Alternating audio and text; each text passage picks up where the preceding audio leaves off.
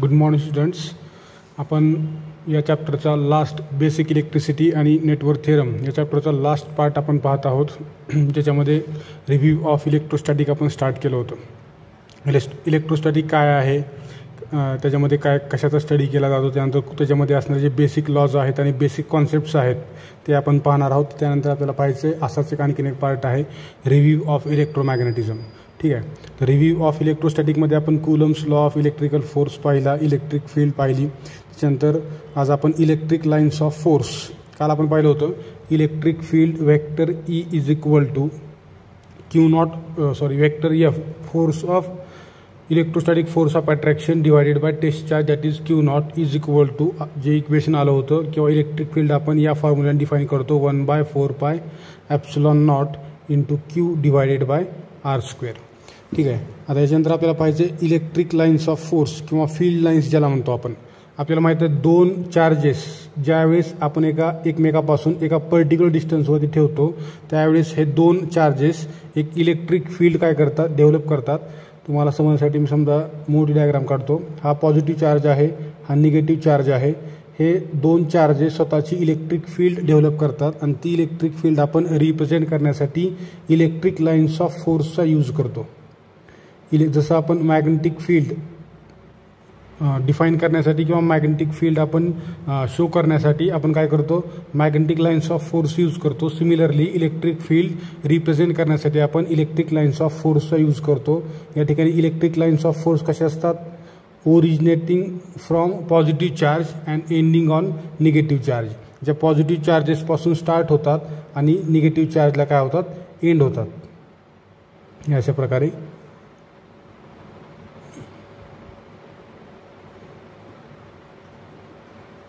Electric lines of force कशा असतात किंवा असं म्हणू शकतो आपण electric field can be represented by electric lines of force. It is a path along which small positive test charge would move if it free to do so. म्हणजे याचा अर्थ की या इलेक्ट्रिक लाईन्स ऑफ फोर्स ज्या आहेत त्याच्या along एक imaginary taste charge move होतोय असं आपण कन्सिडर करतो आणि त्या टेस्ट चार्जचा जो पाथ आहे तो पाथ म्हणजेच काय आहे, इलेक्ट्रिक लाईन्स ऑफ फोर्स आहे. The electric lines are directed away from positive charge towards negative charge and they never intersect each other. आपल्याला या गोष्टी देखील माहीत असल्या पाहिजेत की इलेक्ट्रिक लाईन्स ऑफ फोर्स ह्या कशा असतात, पॉझिटिव्ह चार्जपासून स्टार्ट होऊन निगेटिव्ह चार्जवरती एंड होतात आणि त्या कुठल्याही दोन इलेक्ट्रिक लाईन्स ऑफ फोर्स या एकमेकाला कधीच इंटरसेक्ट करत नाहीत किंवा एकमेकाला कधीच क्रॉस करत नाहीत. आता याच्यामध्ये सांगण्यासारखं बऱ्याच गोष्टी आहेत, परंतु आपल्याला तर डिटेलमध्ये जायचं नाही. जेवढं आपल्या सिलेबसला आहे किंवा जेवढं आपल्याला इलेक्ट्रॉनिक्समध्ये इम्पॉर्टंट आहे किंवा आपल्याला तो कॉन्सेप्ट समजणं गरजेचं आहे की इलेक्ट्रिक लाईन्स ऑफ फोर्स किंवा फील्ड लाईन कशाला म्हणायचं. बरोबर आहे. एवढं समजलं किंवा कशानं रिप्रेझेंट करतात, डायरेक्शन कसं आहे फ्रॉम पॉझिटिव्ह निगेटिव्ह, इतकं समजलं आपल्याला, ठीक आहे. याच्यानंतर इलेक्ट्रिक पोटेन्शियल कशाला म्हणायचं, इलेक्ट्रिक पोटेन्शियल. इलेक्ट्रिक पोटेन्शियल म्हणजे काय, the electric potential at point in an electric field is equal to work done per unit charge in moving a small positive test charge from infinity to that point along any path. इथे काय करायचं, electric potential म्हणजे काय, जो taste charge आहे त्या taste चार्जला समजा तो जर इलेक्ट्रिक फील्डच्या बाहेर असेल तर त्याला म्हणतो आपण it is at infinitely long distance. आणि त्या डिस्टन्सवरून त्याला काय करायचं, खेचून त्या इलेक्ट्रिक फील्डच्या आतमध्ये एखाद्या पाथच्या अलॉंग मूव्ह करण्यासाठी आपल्याला फोर्स करायचा असेल किंवा करावं लागणारं जे वर्क डन आहे त्या वर्क डनलाच काय म्हणतो आपण, इलेक्ट्रिक पोटेन्शियल असं म्हणतो. Therefore electric potential V is equal, electric पोटेन्शियलच्या डिफरंट डेफिनेशन्स आहेत, बऱ्याच आहेत. इलेक्ट्रोस्टॅटिकमध्ये डेफिनेशन आपण अशी सांगतो जी मी तुम्हाला सांगितली. काय परत एक वेळेस सांगतो, the electric potential at a point म्हणजे या पर्टिक्युलर पॉईंटला समजा इलेक्ट्रिक पोटेन्शियल किती आहे हे आपण कसं डिफाईन करणार, तर आपल्याला माहिती आहे या फील्ड लाईनच्या अलॉंग काय आहेत, टेस्ट चार्जेस आहेत किंवा टेस्ट चार्ज मूव्ह होतोय असं आपण कन्सिडर केलं. एक इनफायनाइटली लॉंग डिस्टन्सला असणारा टेस्ट चार्ज त्याला खेचून आणून या ठिकाणी ठेवणे आणि त्या चार्जला या ही जी काय लाईन आहे इलेक्ट्रिक लाईन्स ऑफ फोर्स याच्या अलॉंग मूव्ह करण्यासाठी फोर्स करणे किंवा याच्यासाठी करावं लागणारं जे वर्क डन आहे त्यालाच काय म्हणतो आपण, इलेक्ट्रिक पोटेन्शियल असं म्हणतो. जसं की समजा आपण सर्वजण कुठं आहोत, अर्थ सरफेसवर आहोत. आपण सर्वजण कुठं आहोत, अर्थ सरफेसवर.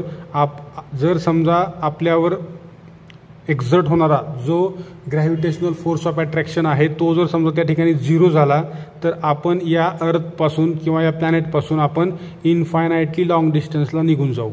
किंवा पृथ्वीच्या अराउंड एक प्लॅनेट ज्याचं नाव आहे सब प्लॅनेट जाणू शकतो आपण, त्याचं नाव काय आहे मून, बरोबर आहे, जो पृथ्वीची काय आहे नॅचरल सॅटेलाईट आहे.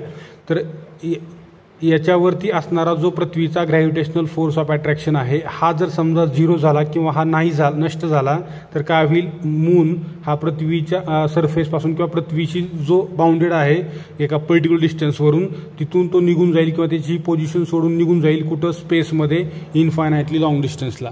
मग त्या इनफायनाइटली लॉंग डिस्टन्सला जाण्यापासून त्या मूनला अडवले आणि याच ठिकाणी ठेवले आणि या ऑर्बिटमध्ये तो मून काय करत आहे, रिव्होल्युशनरी मोशन किंवा सर्क्युलर मोशन काय करत आहे, परफॉर्म करत आहे, बरोबर आहे. जसं त्या ठिकाणी आहे तसंच सेम या ठिकाणी इलेक्ट्रिक फील्डमध्ये आहे. हा टेस्ट चार्ज जर समजा इथे इलेक्ट्रिक फील्ड नसेल तर हा या इलेक्ट्रिक फील्डपासून किंवा इथून हा इन्फायनाइटली लॉंग डिस्टन्सला असेल, बरोबर आहे. मग त्या डिस्टन्सपासून खेचून त्याला या ठिकाणी आणणे आणि या इलेक्ट्रिक फील्डमध्ये इन्व्हॉल्व करणे, यासाठी जे वर्डन करावं लागेल पर युनिट चार्ज म्हणजे प्रत्येक एका चार्जवरती, त्यालाच काय म्हणतो आपण इलेक्ट्रिक पोटेन्शियल असं म्हणतो. Therefore electric potential is given by V is equal to work done divided by charge. याला आपण असं लिहू शकतो work done divided by charge. हे झालं इलेक्ट्रिक पोटेन्शियल. आता त्याच्यानंतर इलेक्ट्रिक पोटेन्शियल डिफरन्स कशाला म्हणायचं,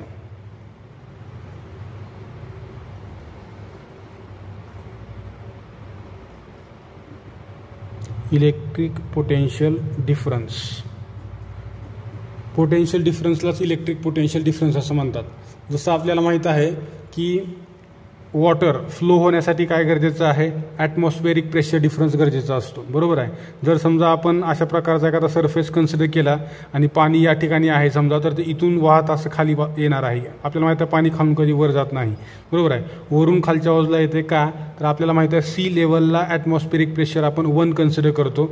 जसं वर जाऊ तसं काय होईल त्या ठिकाणी प्रेशरमध्ये डिफरन्स येत जाईल. मग आपल्याला माहिती आहे प्रेशर हे वरच्या बाजूला काय होते वाढत जाईल, इन्क्रीज होत जाईल. मग इथं काय होईल की हायर प्रेशरकडून लोअर प्रेशरकडे कधी पण वॉटर फ्लो होते. म्हणजे या ठिकाणी ॲटमॉस्फेरिक प्रेशर डिफरन्स आला त्यामुळे वॉटर काय झालं, फ्लो झालं. जर समजा आपण हॉरिझॉन्टल किंवा एक लेवल्ड सरफेस घेतला याच्यावरती वॉटर फ्लो होत नाही, कारण या लेवल्ड सरफेसला तुम्ही कुठल्याही पॉईंटला प्रेशर मेजर करा, प्रेशर कसं येईल इक्वल येईल किंवा त्या ठिकाणचा प्रेशर डिफरन्स हा 0 येईल, त्याच्यामुळे या ठिकाणी वॉटर फ्लो होणार नाही. तसं सिमिलरली या ठिकाणी इलेक्ट्रिक कुठल्याही नेटवर्कमध्ये किंवा कुठल्याही सर्किटमध्ये ज्यावेळेस पोटेन्शियल डिफरन्स असतो इलेक्ट्रिक पोटेन्शियल डिफरन्स, त्याच वेळेस त्या ठिकाणी इलेक्ट्रिक करंट काय किंवा पॉझिटिव्ह किंवा निगेटिव्ह चार्जेस काय होतात, फ्लो होतात. ठीक आहे. तसं इलेक्ट्रिक पोटेन्शियल डिफरन्स म्हणजे काय आहे, potential difference between 2 points A and B in an electric field is the amount of work done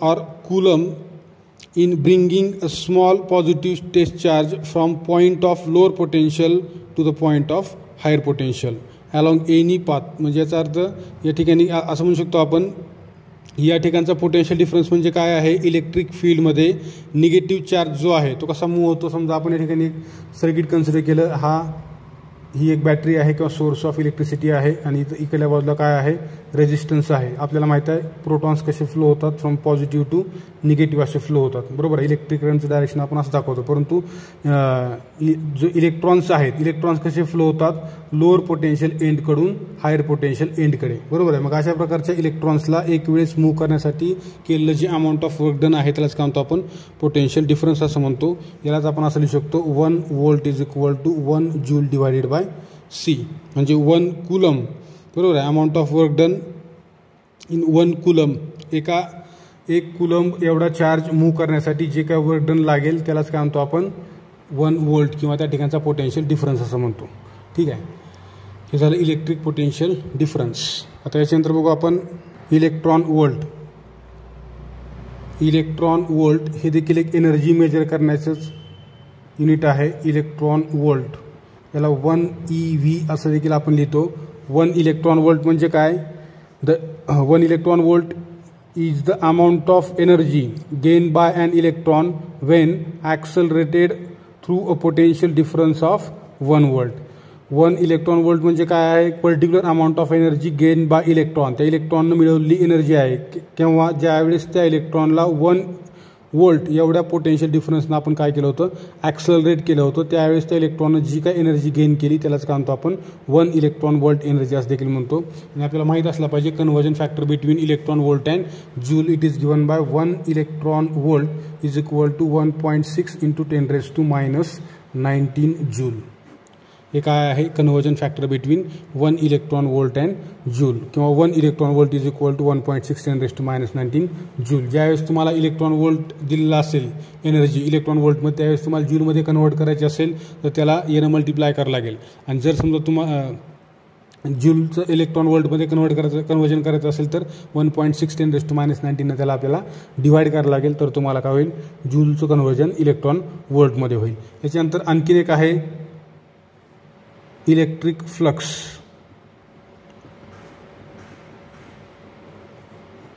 electric flux जसं आपण मॅग्नेटिक फ्लक्स डिफाईन करतो, सिमिलरली आपण इलेक्ट्रिक फ्लक्स देखील डिफाईन करू शकतो.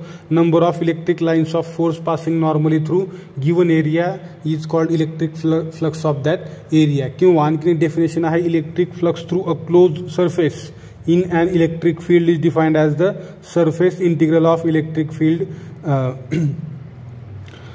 over that surface. असं देखील आपण म्हणू शकतो. इलेक्ट्रिक फ्लक्स सिम्बॉल आहे phi e is equal to according to definition integration vector E dot vector ds is vector E dot vector ds. यालाच आपण इलेक्ट्रिक फ्लक्स असं म्हणतो. किंवा याला असं देखील लिहू शकता electric field vector E is equal to phi e divided by ds.